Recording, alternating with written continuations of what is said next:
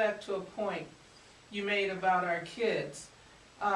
Most research has suggested that black parents particularly want their kids to go to school, achieve, do better than they've done, etc. This research has been out there for years. The other piece of research has been in comparative studies that young black kids have a high degree of anticipation and expectation of schooling, and they're excited about it just to get started to go to school prior to going in. So we have parents who want their kids to do better in our community, and we have kids who get excited. When you tell a kid, well, you go to school next year, what happens? They get excited about going to school. They're waiting and they'll worry you the whole year. When do I start? When do I go? You Absolutely. know, exactly. So we know that for the most part, many of our kids, a good number, are coming from homes where expectations are high, anticipation is high, and readiness is there. Even if they haven't gone to daycare, they're still ready to go. Something happens between that first and third grade that all of a sudden that energy that you saw begins to dissipate, begins to wane. And then you see the little frowns, and then oh, I don't want to get up. They dread it. They don't want to go to school. Now it depends on what's going on in that school. I was blessed to have a child. I never had to wake up to go to school. Never. All right. But that child knew too that I was right up the street, so if something went wrong, I was going to be at that school. But never being disappointed about going to school. The atmosphere, small classes, a lot of focus on creative writing, a lot of focus on reading, a lot of focus on those things where you can get tactile development, keeping children energized. That was going on in the schools. Now, if you go into the schools today, what's going on? You got to make sure, sit in your seat, sit up straight, make sure you keep your eyes forward, put your hands on the desk. Don't sit up. You see more discipline going on and control than you see in some classrooms. And I don't want teachers to just kind of bombard me, because I recognize we've got some great teachers, but on a whole, thank heavens, but not enough. No, and on a whole, the policies of the schools don't support the feeding of the children, so to speak. We want to get them in, get them breakfast, sit them down, control them, get them to lunch, control them, get them back to the classroom, control. And it's like controlling the mind. And what mind wants to be totally controlled in that way? I know I probably sound like I've lost my mind, but the education of our children is the key to the future, not only our future, but the key to the future of this world. That's right, of the world. That's so true. And we can't let that. We can't afford to have kids not reading.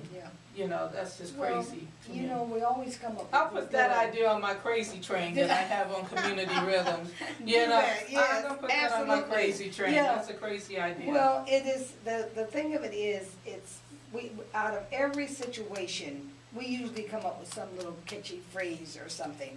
Not that there's anything wrong with that. I can remember many years ago when we were raising money for the beginning of KBBG, and of course our late founder, Jimmy Porter, had that vision and made that become a reality. But we have these catchphrases, and at that time, the Catholic Church made a large donation to KBBG, and they were using a slogan that said, if you want peace, work for justice. Now, when you look at that, there's nothing wrong with that, but who's to carry it out, and where is it going to be carried out at, and through what policies and that kind of thing. So there's a lot of things that sound really good. They sound good. But who's going to do it? So why are the victims always the victims of inequality always expected to make the changes to change inequality, Yeah. rather than the perpetuators, of absolutely. inequality. I have doing said that for years Yeah, and years yeah, and years, yeah. you know.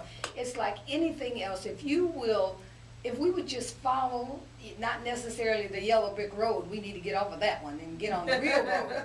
But if we would just follow what happens when this country wants to see a policy change in how they go about it.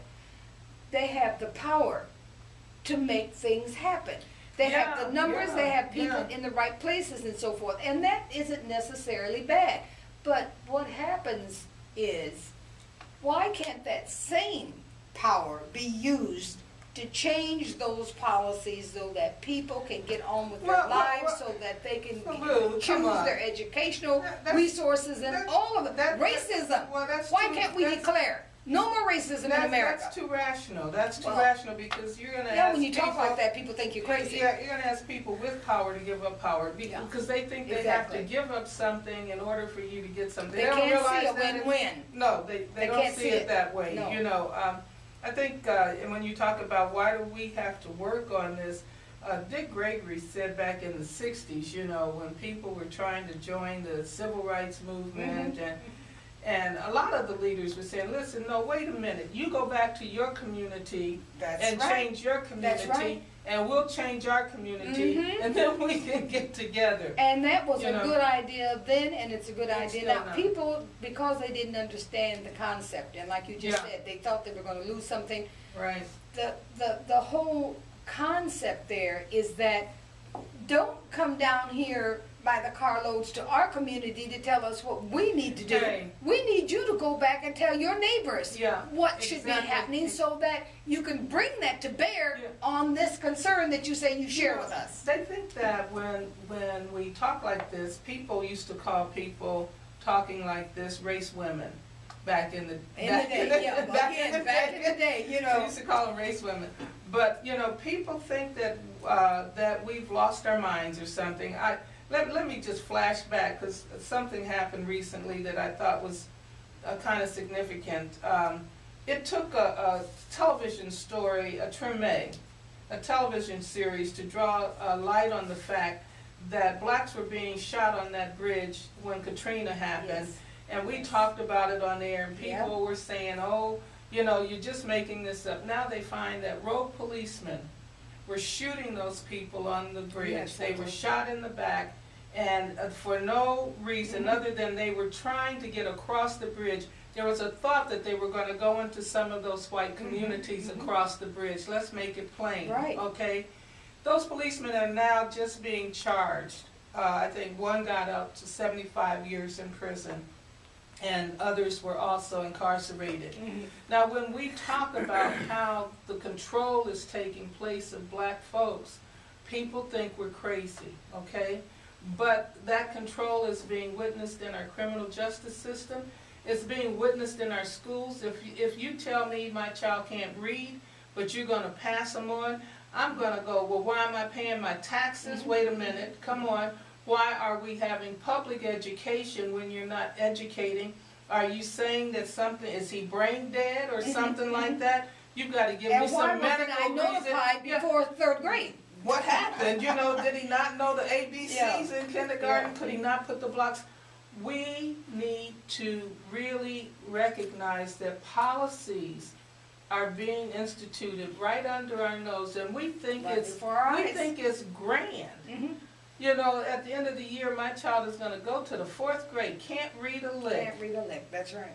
Absolutely. Even if he's a great ball player, won't understand the contract.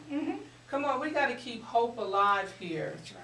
And realize that there's a prophetic kind of moment going on that we should all be tuned into. And we've missed so many of those. How many more can we afford to miss when we do not? We see the writing on the wall.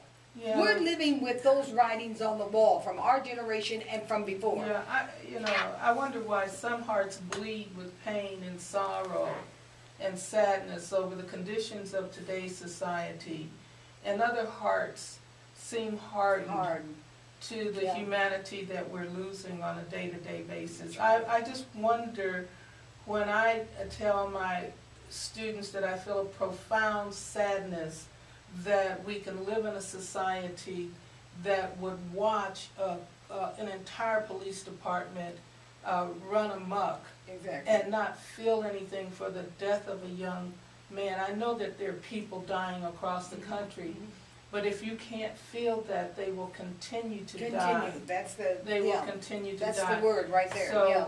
I don't know, Lou. Well, I if there's just- hope, if there's hope for tomorrow, I would like to have someone lay that out. Because Yeah. we have been through this same pattern that we're going through. We've used it on stand your own ground, whatever the name, whatever that law is. Yeah, We've yeah. used it on everything that has come along, and yet and still we're not advancing. Well, I think one of the pieces that I put in the puzzle a week ago on the show was to talk about the American Legislative Exchange Council, a group of state legislators and businesses that come together and design policies Mhm. that are taken back to the states Mhm. and passed as if the state has actually generated this. Walmart's a part of it. I mean, there's so many big companies, just get Right. online. But these people, this small group, are able to control legislation like stand and defend, Right. like you need a picture to vote, like let's change the voting Mhm. districts, Mhm. you know. They are bringing legislation back in. It's the biggest, most sophisticated sense of lobbying that you've ever seen.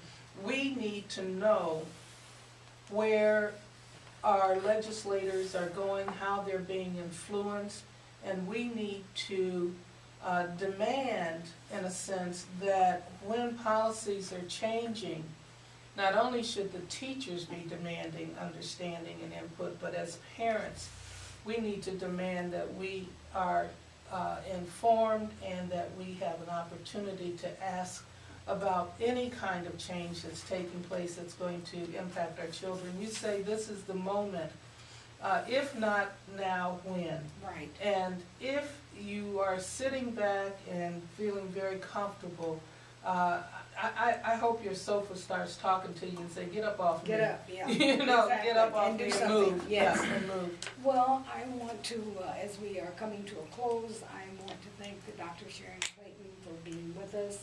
Look for us again in about 2 weeks. We hope that there has been something that was said today or indicated today or got you thinking today, and that you won't only do that, but you will bring those concerns and share with the greater listening audience. That is what keeps us all informed, and we all know that information, that knowledge is power, and we need to communicate far more than we do, and we cannot say we don't have the means, because we do. We don't have that as an excuse. So please look forward to joining us as we are going to continue FYI every other Friday. And we'll be wanting to hear what your views are. You can come in person, you can drop us a postcard, you can stop by the station, you can go to your computer. There are many, many ways that you can be in touch to be a part of FYI. So for those of you out there in Radio Land, we want to thank you for being with us today, and we look forward to hearing from you. Give us a lot of stuff to talk about the next time that we're on, or come and talk about it yourself. Thank you for being there. Sharron? Oh, Thank thanks, you for being I've here. enjoyed it. Invite me back again. We'll do that. That's it. That's a wrap for FYI. I was looking,